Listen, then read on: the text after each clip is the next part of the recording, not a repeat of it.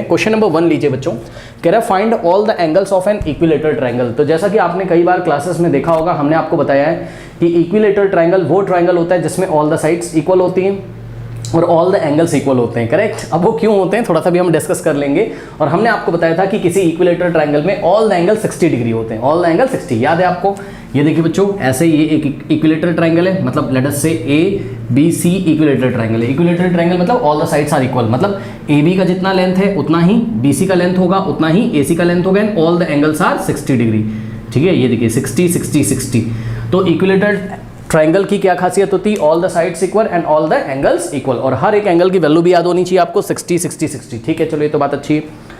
Exemplar में बोलता है कि प्रूफ करो, या फिर आप इस 60 को, मतलब ये जो हर एक एंगल 60 60 60 डिग्री ना, ये क्यों है इसका कारण बताना है, मतलब आपको इसकी वैल्यू फाइंड करके दिखानी कि हाँ भाई हर एक एंगल 60 60 क्यों है। तो आइए आपको हम फाइंड करके बच्चों यहाँ पर दिखाते हैं। तो ध्यान से चेक करिए कैसे करेंगे, बहुत ईजी क्वेश्चन है।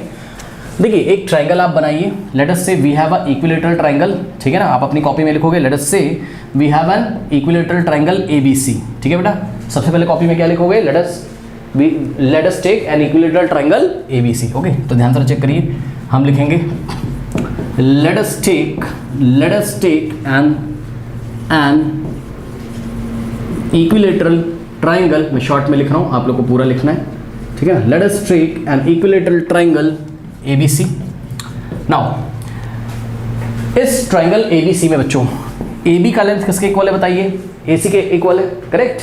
तो आपको वैसे तो पता है कि भाई AB is to AC is to BC, तीनों इक्वल हैं, मतलब such that AB is equals to BC is equals to AC, तीनों इक्वल है ना। लेकिन आप एक काम करो, क्या करोगे? ध्यान से चेक करो।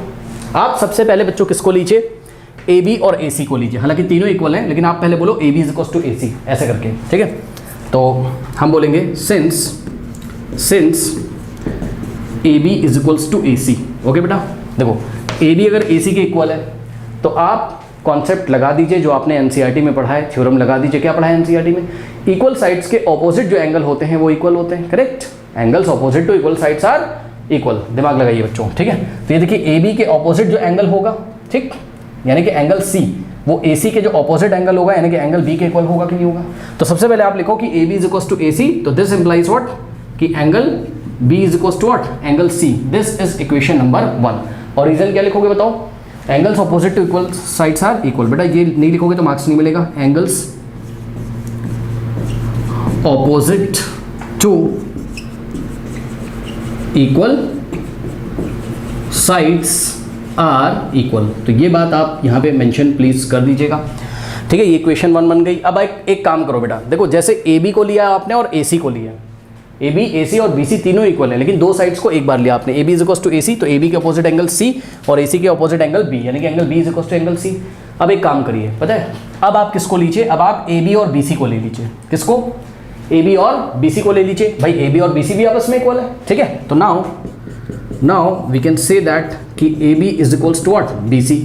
अब ध्यान दें स्टूडेंट्स प्लीज, यहाँ पे देखिए जरा, AB अगर BC के इक्वल है बेटा, चेक करो, AB अगर BC के क्या है? इक्वल है। देखिए जिसको फील नहीं आ रहा है हम आपको फील कराते हैं अलग से। ये देखिए बेटा ऐसा ट्राइंगल है ये, ठीक है, ये A है, ये B है और ये क्या है? C है। अब देखो बेटा हमने क्या बोला? हमने बोला AB किसके इक्वल है बताइए? BC के। तो AB के जो ऑपोजिट एंगल होगा, यानी कि एंगल C, वो किसके इक्वल हो जाएगा बताइए? BC के जो ऑपोजिट एंगल होगा एंगल A के इक्वल हो जाएगा कि नहीं? यानी कि हम बोल सकते हैं angle A is equal to what? Angle C। भाई खुद दिमाग लगाओ ना, AB BC के इक्वल है तो AB के ऑपोजिट एंगल C और BC के ऑपोजिट एंगल A दोनों आपस में इक्वल नहीं हो जाएंगे, ठीक है। तो फिर से हमने लिखा कि भाई AB is equal to BC है, तो AB के ऑपोजिट जो एंगल है यानी कि एंगल C और BC के जो ऑपोजिट एंगल है यानी कि एंगल A आपस में इक्वल हो जाएंगे, करेक्ट। तो दिस इंप्लाइज कि angle A is equal to what? Angle C। इसका भी रीजन क्या है? Angles opposite to equal sides are equal, correct. Now अब बेटा from equation 1 and 2, from equation 1 and 2 ध्यान से चेक करिएगा, ठीक है। फ्रॉम इक्वेशन 1 एंड 2 बेटा क्या दिख रहा है आपको इक्वेशन 1 और 2 से? देखिए इक्वेशन 1 में क्या दिख रहा है? B किसके इक्वल है? एंगल B किसके इक्वल है? C के। और इक्वेशन 2 में क्या दिख रहा है? एंगल A भी किसके इक्वल है? C के। यानी कि क्लियरली 1 और 2 से आप देख सकते हो बेटा दोनों के राइट हैंड साइड क्या है? इक्वल है, तो दोनों के लेफ्ट हैंड साइड भी क्या हो जाएंगे? इक्वल। इसका मतलब A किसके इक्वल है? B के, लेकिन B किसके इक्वल है? C के, और A भी किसके इक्वल है? C के। बात समझ गए ना? तीनों आपस में इक्वल हो जाएंगे। तो ज़्यादा आपको टेंशन नहीं लेना, आपको लिखना है सिंपली फ्रॉम इक्वेशन 1 एंड 2। देखो जिसको फील नहीं आ रहा बेटा बहुत इजी, बी भी किसके इक्वल है, सी के, ए भी किसके इक्वल है, सी के, तो ए और बी भी आपस में इक्वल होंगे, सही है, लेकिन ए और बी किसके इक्वल है, सी के, यानी कि ए इक्वल है बी के और बी इक्वल है सी के, यानी कि तीनों ही आपस में क्या है, इक्वल है, करेक्ट। पहले तो आप ये दिखाओगे, तो फ्रॉम इक्वेशन 1 एंड 2 क्या हो जाएगा, angle A is equals to angle B is equals to angle C, इतना आपने दिखा दिया। अब आप क्या करेंगे बच्चों, आप बोलोगे कि let angle A is equals to x degree, angle B is equals to x degree, ठीक है बेटा, और angle C is equals to x degree. भाई जब बेटा तीनों ही आपस में इक्वल हैं तो सबको आप सेम ही तो अज्यूम करोगे, तो ए को भी आपने क्या कर लिया, एक्स डिग्री अज्यूम कर लिया, बी को भी आपने एक्स डिग्री अज्यूम कर लिया, सी को भी आपने एक्स डिग्री अज्यूम कर लिया। कोई डाउट है, बहुत सिंपल है, कुछ नहीं करना है। अब बेटा इसमें एंगल सम प्रॉपर्टी लगा दीजिए, ठीक है। तो अब आप क्या करोगे, in triangle A B C angle sum property लगाओ बेटा, क्या हो जाएगा, angle A plus angle B plus angle C, किसी भी ट्राइंगल के तीनों एंगल्स का सम कितना होता है 180। तो हम क्या करेंगे यहाँ पे देखिए, एंगल ए और प्लस एंगल बी और plus angle C is equals to कितना हो गया बताइए, 180 डिग्री, करेक्ट।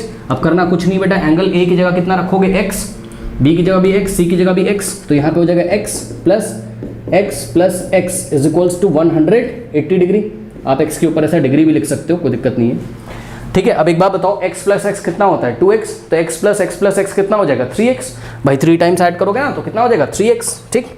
तो बेटा यहाँ से जगह नहीं है हमारे पास, हम यहाँ पे कर रहे हैं, ठीक है। इसके बाद स्टार लगा दिया यहाँ पे, देखिए यहाँ से कर रहे हैं, ठीक है। तो क्या हो जाएगा, x प्लस एक्स कितना हो जाएगा बताइए 3x degree is equals to 180 degree. Now बेटा ये देखिए यहाँ पर x के साथ 3 मल्टीप्लाई में उधर जाएगा तो डिवाइड हो जाएगा, तो यहाँ से x degree is equals to कितना हो गया 180 डिग्री और डिवाइडेड बाय कितना हो गया 3।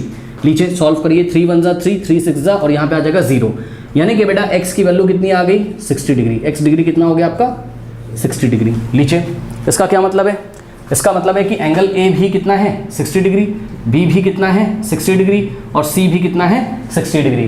तो आज के बाद याद रखिएगा, किसी भी इक्विलेटरल ट्रायंगल में बेटा तीनों साइड्स तो इक्वल होती ही हैं और तीनों एंगल्स भी इक्वल होते हैं और तीनों एंगल्स जो होते हैं वो 60 60 60 के इक्वल होते हैं। कोई डाउट है बताइए, प्रूफ हो गया। और आप ऐड भी कर सकते हो आपस में, 60 + 60 120 + 60 180 आ जाएगा। ओके, नोट कर लीजिए।